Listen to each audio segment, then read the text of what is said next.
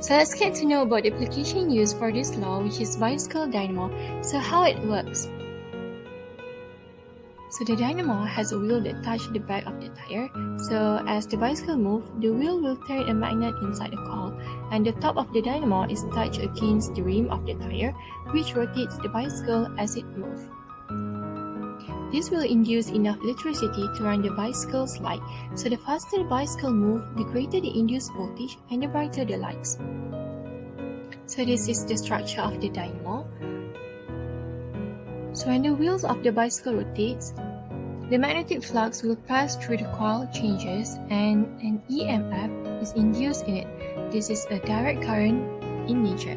So there's two things that affect the maximum power for dynamo that can generate, which is the speed of the rotating and the strength of the magnetic field. We'll go through about regarding the simulation of this law after this.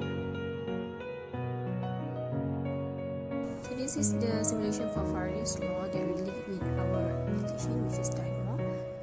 So we try to adjust the rotation of the magnet from low speed to high speed, and after that we can see that the faster the movement of the magnetic field, the greater will be the induced EMF or voltage in the coil.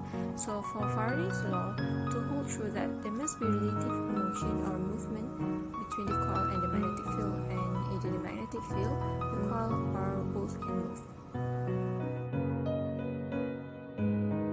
This is the Lorentz force law simulation that relate with Faraday's law. So whenever a conductor moves inside the magnetic field, there will be an induced current in it. So if the conductor gets forcefully moved inside the magnetic field, there will be a relationship between the direction of applied force, magnetic field, and the current. So it is known as Fleming's right hand rule. If the forefinger represents the direction of the line of force, the thumb points in the direction of move or applied force, then the